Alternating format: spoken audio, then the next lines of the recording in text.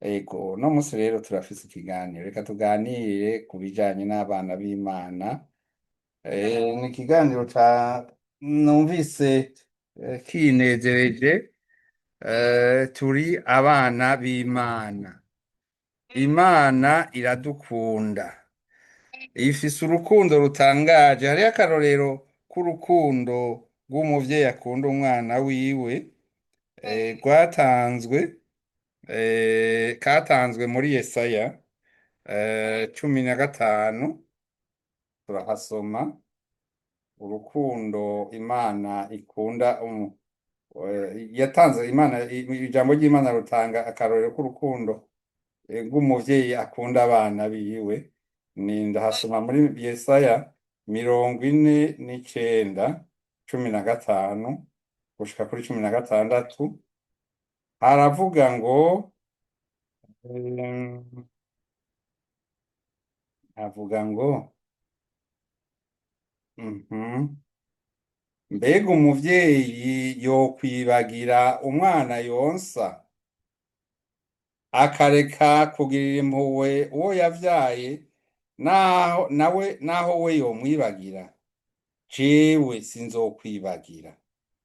Eheraba ndakwanditse mu biganza vyanje, kandi inzitiro zawe ndazihoza ko amaso. Amen. Iyi ni Imana itubwira ati naho umwana ashobora kwibagira umuvyeyi ntamwibagira, ariko jewe eheraba nuko niko meze, kandi ndakwanditse mu kiganza canje. Eheraba ndakwanditse mu biganza vyanje, kandi inzitiro zawe ndazihozako amaso. Hari aho tubona ibintu biturengeye, biturembeje, biduhagarariye nabi, ukamenga turi twenyene, ukamenga twarahebwe. Ariko Imana ivuze ngo oya, jewe sinzokwibagira, jewe sinzokwibagira. Ego, iri jambo ni rwanje kandi ni rwawe. Mu buzima busanzwe, abana ni igitsibo. Ngo muri Bibiliya hariya mu Migani 17 havuga ngo abuzukuru nibo gitsibo c'abatama, kandi icubahiro c'abana ni base. Ahandi reka mwumve rero ingene Imana yadukunze ikadukorera n'ikintu gisa n'ikintu dusanzwe tumenyereye co mu muryango c'umwana na se. Aha muri Yohana, mu butumwa bwiza bwanditswe na Yohana, niho tugira dusome igice ca mbere. Turahera ku murongo wa mbere tugeze no ku 12. Turahera ku murongo wa mbere tugeze ku w'12. Mu ntango ya vyose Jambo yariho, uwo Jambo yari kumwe n'Imana, kandi yari Imana. Kandi yari kumwe n'Imana, kandi yari Imana. Yari kumwe n'Imana mu ntango ya vyose. Imana niwe yakoresheje mu kurema vyose. Mu vyaremwe vyose nta na kimwe Imana yaremye itamukoresheje. Muri we niho hari ubugingo, kandi ubwo bugingo bwari umuco w'abantu. Umuco wakiye mu mwijima, ariko umwijima ntiwashoboye kuwuzimya. Imana yatumye uwitwa Yohana aza gushingira intahe uwo muco, kugira ngo bose bizere kubera intahe yiwe.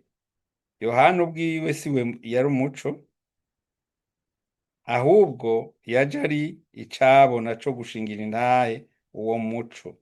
Uwo muco w'ukuri wakira umuntu wese, wakira umuntu wese wariko uraza mw'isi. Jambo yari mw'isi, kandi isi yaremwe nawe, ariko ab'isi ntibamumenye. yaje mu biwe ariko abiwe ntibamwakira, ariko abamwakiriye bose bakizera izina ryiwe yabahaye uburenganzira bwo guhinduka abana b'Imana. Uko niko twabaye abana b'Imana. Ngira ngo mwumvise ko eh, ingena iki gisomwa kimeze. Ni Bibiliya, iyo tradiction ngira niyo baherutse abo muri sosiyete bibilike yo mu Burundi bagize ejo bundi, yanditswe ngo ni Bibiliya mu Kirundi coroshe. Mhm. Abakunda gusoma mu Congereza ngira ngo murazi ico bita New International Version. Eh? Naha mu Kidagi hariho version yoroshe, twakunda gusomera abana mbere kuko vyatahurika kurusha.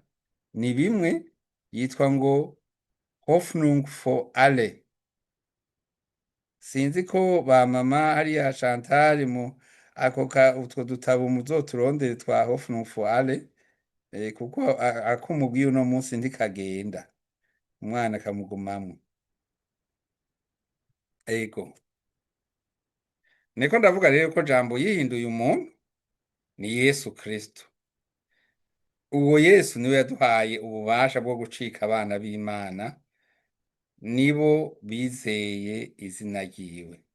Murazi ngaha twebwe hano bavuze ngo yaje aduha uburenganzira. Twese twarabuhawe ubushatse, ariko igisabwa ni ukumwizera. Igisabwa ni ukwizera izina ryiwe.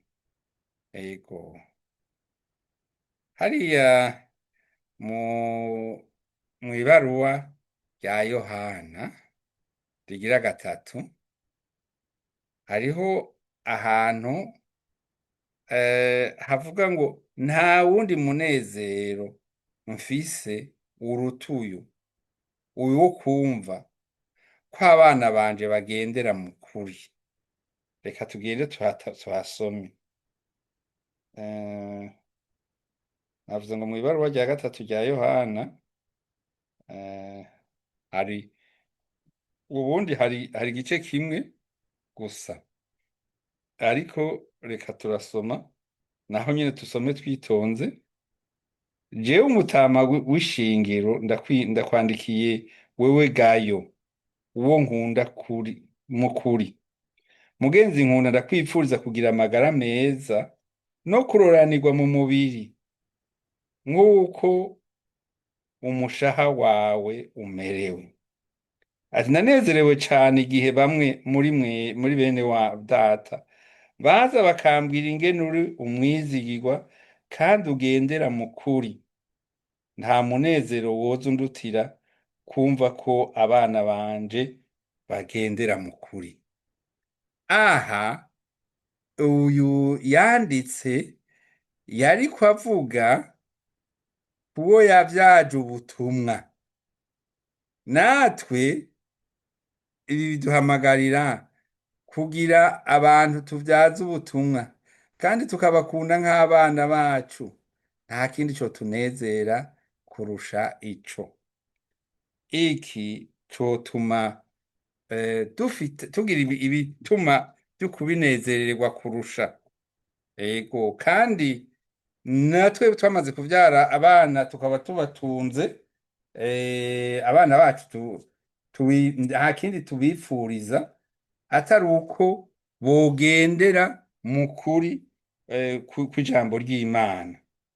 Ico ni ikintu twifuza cane, ko abana bacu bagendera mu kuri kw'ijambo ry'Imana. Uko bagenda bakura hari ibihinduka, bakongera bakagaruka, ariko icifuzo cacu n'isengesho ryacu nuko abo bana bacu bagendera mu kuri. Kugendera mu kuri rero ku bana b'Imana ni ukwigana Imana mu kugendera mu rukundo, mu kwirinda ibigirwamana nk'uko hariya mu Befeso habivuga ngo mwigane Imana, eh? Canke mugendere mu rukundo. Reka tubasome muri Efeso gatanu, Efeso gatanu haravuga ngo mm, gatanu tusome imirongo ibiri gusa. Nuko rero mwigane Imana kuko muri abana bayo ikunda cane, kandi mugendere mu nzira y'urukundo nk'uko Kristo yadukunze akitanga ku bwacu, ngo abe ubumote bwiza n'ikimazi bihabwa Imana. Nuko rero urumva iri jambo ritanguye ngo nuko mwigana Imana kuko muri abana bayo ikunda cane. Hariya muri Yesaya yavuze ngo igize iki mu kiganza cacu, mu biganza vyayo, ngo yitwishushanijemwo, yishushanije mu kiganza, mu biganza vyacu twebwe, eh? Nuko aha nyene muri Yohana 50 ahandi naho haratubwira ngo n'ibaruwa rya Yohana rirya rya mbere ryo ritubwira ngo twirinde ibigirwamana, twirinde ibigirwamana, twebwe abana b'Imana dusabwe kwirinda ibigirwamana. Havuga ngo muri iryo baruwa nyene gatanu, ibaruwa rya mbere rya Yohana igice ca gatanu, akarongo ka 21 ngo bana nkunda mwirinde ikintu cose cotwara ikibanza c'Imana mu mitima yanyu. Igitwara ikibanza c'Imana mu mitima yacu ni ibintu vyinshi, ahanini n'amahera, ariko birashobora no kuba n'ivyubahiro, birashobora kuba n'ibindi bintu bitagira akamaro, ariko ijambo ry'Imana rivuze ngo twirinde ikintu cose cotwara ikibanza c'Imana mu mitima yacu. Reka turabe iyi traduction ya Bibiliya dusanzwe tumenyereye ingena nayo ibivuga. Yoyo hoho handitse ngo bane bato mwirinde ibigirwamana,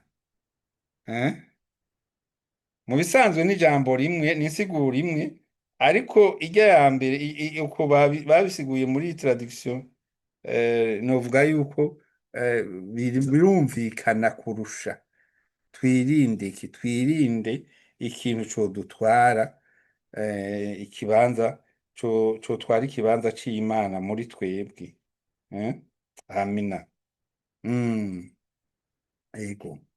Aha twe turi abana b'Imana nabibabwiye. Ninde yiyumva ko ari umwana w'Imana? Uwutariyumva ko ari umwana w'Imana nibaza yuko haba hari ikibuze, kandi kugira ngo tube abana b'Imana hariho intambuko. Nitwatura n'akanwa kacu ko Yesu Kristo ari umwami akongera akamukiza wacu, katuharabe ni mu Baroma 10:9 haradusobanura naho nyene ingene tumenya ngo avuga ngo aha hantu avuga ngo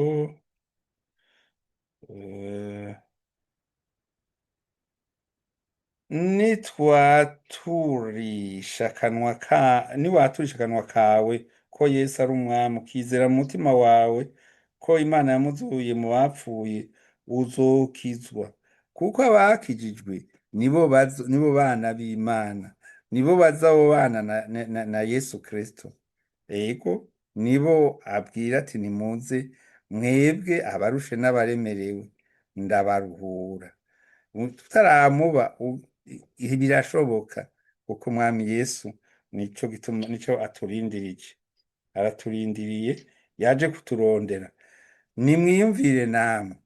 Yesu yabikoze nk'uko twebwe tubikora mu bugingo. Sinzi ko bigeze kubatuma ati genda uzane tuvuge muvyarawe aze kuturarira aze kuturamutsa, ukagenda kumutora ugasanga ntaritegura, uramurindira. Yesu yaraje araturindira imyaka 3 ari ngaha, aratubwira vyose bikenewe, hanyuma aravuga ati ndagiye kandi sinzobasiga mwenyene, nzobarungikira umwitsa azobana namwe akaza arabibutsa aho muzoca n'ingene muzobigenza. Muri ivyo vyose yadusigiye abakozi biwe, intumwa ziwe zarasigaye ziguma zihanahana ubutumwa kugira ngo buze budushikire twese. Ico gihe ntibwari bwanditswe, ariko ubu twabubonye bwanditswe. Ego, reka tubukomeze dusoma hano mu Baroma ku bijanye nyene n'iri jambo ry'abana b'Imana. Twebwe twabaye abana b'Imana. Mu Baroma turasoma kuva kuri 8, turahera ku karongo ka 18. Ego, turahera ku karongo ka 14 murambabarira. Haravuga ngo abarongorwa na mpwemu w'Imana nibo bana b'Imana. Twavye tuvuga ko turi abana b'Imana. Abarongorwa na mpwemu w'Imana nibo bana b'Imana. Kuko mpwemu mwahawe atari uwo kubagira abagurano ngo mwongere gutinya, ahubwo mwakiriye mpwemu abagira abana b'Imana. Uwo ni we atuma dusemerera tukabwira Imana tuti aba data. Kuko mpwemu ubwiwe avugana n'impwemu yacu. Umva, mpwemu w'Imana avugana n'impwemu yacu, akatwemeza ko turi abana b'Imana. Kandi ko turi abana, turi n'abaragwa. Turi abaragwa b'Imana, turi abaraganwa na Kristo. Ariko niba dushaka gusangira nabo ubwiza bwiwe, dutegerezwa gusangira n'umubabaro wiwe nawo nyene nawo. Ariko hari ivyiza tubikiwe. Niyumvira ko imibabaro turimwo taho ihuriye na gatoya n'ubwiza tuzohishurirwa, kandi ivyaremwe vyose birindiranye igishika Imana izohishura abana bayo. Imana izohishura abana bayo. Hari igihe Imana izohishura abana bayo ikavuga ati uyu ni umwana wanje. Kuko ivyaremwe vyose vyisanze munsi y'umuvumo w'Imana, naho bitabihisemo, ariko bifise ivyizigiro ko navyo nyene bizobohorwa bikava mu buja bwo kubora, bigahabwa ku bwiza n'umwidegemvyo vy'abana b'Imana. Kugeza n'ubu ivyaremwe vyose binihishwa n'umubabaro nk'umuvyeyi ari kubise. Ariko si vyo vyonyene biniha. Na twebwe abizera, naho dufise mpwemu yera muri twebwe nk'ivyeze ubwa mbere vy'ubwiza tuzohabwa, tunihira mu mitima yacu, kuko turindiranye igishika kugirwa abana b'Imana bwegu, ariko gucungurwa kw'imibiri yacu. Ivyo nivyo twiteze kuva dukijijwe.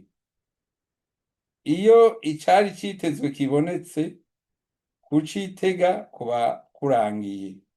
None hari umuntu yokwitega ico yamaze kubona? Ariko ko twiteze ivyo tutarabona, dutegerezwa kubirindira twihanganye. Muri uko kurindira mpwemu yera niwe adufasha mu ntege zacu.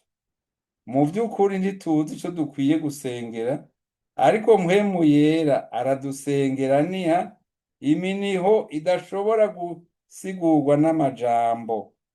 Kandi Imana isuzuma imitima iramenya neza ico mpwemu yiyumvira, kuko mpwemu adusengera twebwe bazi ko muri byose Imana ikora ishakira ineza abayikunda, abo yahamagaye nk'uko biri mu mugambi wayo. Ego, ni ukuvuga aha turacabandanya, kuko Imana yabamenye kera ibatoraniriza gusa n'umwana wayo imbere y'igihe, kugira ngo abe imfura muri bene se benshi. Abo yatoranije kera yarabahamagaye, abo yahamagaye yabahinduye abagororotsi, abo yahinduye abagororotsi yabahaye ubwiza. Mbega none tuvuga iki? Nimba Imana iri mu ruhande rwacu, ninde yodutsinda? Kwitimanya umwana wayo bwite, ariko ikamutanga ko ku bwacu twese, mbega ntizorushiriza kutugabira byose hamwe nawe?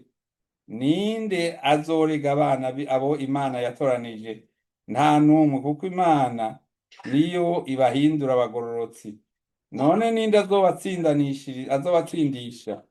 Nta numwe, kuko Kristo Yesu yadupfiriye, ikigeretse ko yarazutse ku bwacu, ubu yicaye mu kibanza c'iteka iburyo bw'Imana, kandi aradusengera. Ninde yodutandukanya n'urukundo rwa Kristo? Mbega n'ibyago, n'imibabaro, canke n'uguhanwa, canke n'inzara, canke n'ubukene, canke ni kuba mwirinde, canke n'urupfu? Kuko ivyanditswe vyera bivuga ngo, kubera wewe twama tugeramiwe n'urupfu umwanya wose, dufatwa nk'intama zijanywe kubagwa. Ariko naho bimeze uko, dufise intsinzi yuzuye ku bwa Kristo yadukunze. Kandi ndizera neza ntakekeranya ko ata kintu na kimwe codutandukanya n'urukundo rw'Imana, nta rupfu canke ubugingo, nta bamarayika canke abatware, nta bariho canke ibizoza, nta bushobozi na bumwe, bwaba ubwo mw'ijuru canke ubwo kw'isi, nta na kimwe mu vyaremwe vyose codutandukanya n'urukundo rw'Imana rwahishuriwe muri Kristo Yesu umwami wacu. Amen. Aje gushimikira kuri rya jambo nyine twahereyeko, ko turi abana b'Imana. Imana ntizoduheba, kandi noneho duhereje kw'ijambo ngo nta kizodutandukanya n'urukundo Imana idufitiye muri Yesu Kristo. Yesu Kristo rero ntikirumara, niwe nzira n'ukuri n'ubugingo. Tudahagaze muri Yesu Kristo, nta vyo kwiyita ngo tuzoja mw'ijuru canke turi abana b'Imana ntibikunda, kuko inzira yonyene yatanzwe kw'isi no mw'ijuru ni Yesu Kristo. Yesu ni inzira, n'ukuri n'ubugingo. Noneho twabwiwe ngo turi abana b'Imana. Ego, kandi kubera ko turi abana b'Imana, ngo nitwigane Imana, tugendere mu makanda y'Imana, twitandukanye n'ico cose cotuma tuja kure y'Imana, ico cose co kwitwa ikigirwamana, igisubiriramana mu mitima yacu, tucitandukanye naco. Umwami Yesu yabahezagire. Aya niyo majambo umwami yampaye kwegeranya ngo ndayabahe. Mu bisanzwe n'amajambo yanditswe, novuga nti nta gishasha jewe nshizeko, ariko uno munsi Imana yagombye ko kumbura yumva muri aya majwi. Umwami Yesu yabahezagire. Ego, nuko bosubira tugasoma no ku baje nabo nyene bakibuka uwo murongo, uwo murongo wo muri Yesaya wa 49 15 twasomye niho twahereyeko utubwira ngene Imana igereranya urukundo dufitiye n'urukundo rw'umuvyeyi, ivuga iti kuri Yesaya nyene twasomye 15 49 15 na 16 avuga ati mbega umuvyeyi yokwibagira umwana yonsa akareka kugirira impuhwe uwo yavyaye, ati naho wenyene yomwibagira jewe sinzokwibagira, eheraba nakwanditse mu biganza vyanje kandi inzitiro zawe ndazihozako amaso. Amen. Mwami Yesu abahezagire. Rero reka twongere dusabe. Turagushimiye Yehova, turagushimiye Mana ukomeye Yesu Kristo, turagushimiye Mana ko waduhaye kumva ijambo ryawe, utwemerera amajambo ntaherere ngaha, adufashe mu buzima bwa misi yose no mu rugendo rwo kuja mw'ijuru. Turagushimiye guhura n'abandi bavukanye bo mu rugendo Kristo. Turasengeye Mana wo mw'ijuru abafise imitwaro, Mana ubishure Kristo Nazareti n'abagwaye, Mana wo mw'ijuru wavuze ngo aho babiri canke batatu nibunga inama n'ingingo bakaguhamagara Mana uzokumva. Twateranye Mwami twumva ijambo ryawe Mana wo mw'ijuru, ariko nubwo twateranye hari n'abandi bafise ibibazo, ubishure n'abagwayi bakize. Izina rya Yesu Kristo Nazareti uzobikoze gapfa. Turakwinginze Mana wo mw'ijuru kandi dusengera kwagura umurimo, Mana umurimo niwo wawutanguje. Turakwinginze ngo ushigikire urarire, wugurure imipaka, abatahora baza baze, uzane n'abashasha Mana. Hariho benshi bakeneye kumva ijambo ryawe, hariho benshi bakeneye kumva amajambo, abana bakeneye Mana gukizwa. Turakwinginze rero Mana wo mw'ijuru utumirire wowe nyene, kandi Mana wo mw'ijuru utanga ama invitation ashike kure hashoboka Papa. Igihe tuzosubira guhura ntituzohure turi bakeya, tuzotuhure turi benshi. Mw'izina rya Yesu Kristo Nazareti arabibwa izamu ugasanga basamaye canke bagiye mu bindi bitagira umumaro, ariko turakwinginze ngo Mana uzubagarure Papa, urubuga rusubire rwuzure, rusubire kandi rugeze. Mana wo mw'ijuru igaragaze nk'Imana. Turingingiye umurimo Kristo, turingingiye umurimo Mwami, turingingiye umurimo Yesu Kristo, igaragaze nk'Imana. Uvyivangemwo Mwami w'abami, urarire kuko ari wowe wawutanguje. Mw'izina rya Yesu Kristo erega tuvuga ibizanira umumaro wowe, nta business irimwo, nta nyungu zacu zirimwo, ariko Mana wo mw'ijuru uraba inyungu yawe, wese uvyivangemwo kuko Mana wo mw'ijuru wowe utananirwa. Mw'izina rya Yesu Kristo Nazareti Mana ndakwinginze ngo utwumve kuri umugoroba, tugiye Mana wo mw'ijuru kuja mu bundi buzima, mwese aje mu vyiwe, uduhe kuruhuka neza no kuryama neza. Mw'izina rya Yesu Kristo Nazareti uzoba ukoze, tuzosubira kandi guhura Mana turi amahoro. Mw'izina rya Yesu, amen. Amen, amen. Murakoze. Mwami Yesu aguhezagire. Ego. Ego. Nuko rero turanezerewe no kuba turi hano rero mu minsi mikeyi nk'uko mubizi twarababwiye ko dufise sale nshasha, ni imwe twaragiyemo, bamwe barayibonye, ariko muri iyi minsi bari bamaze iminsi mu buruhuko, ariko ubu bagarutse tugiye gusubira kubarya kara, tweze dusubire duhurireho ku minsi ya Mungu saa munani canke saa munani na nusu, bizovana n'ico umugabo umenga ni saa munani, niko twababwiye nk'uko vyari bimeze muri Trostorf, hanyuma tuze turaterana nk'uko duhimbaza Imana tukirindiye yuko umwami Yesu agaruka. Umwami Yesu rero abahezagire, mugire umugoroba mwiza. Ego turaha hari abafise ikintu bifuza kushikiriza canke mushobora guca inbox mukamvugisha, canke ari ca bose mukagishira ku rubuga nta kibazo. Umwami Yesu rero abahezagire, mugire umugoroba mwiza.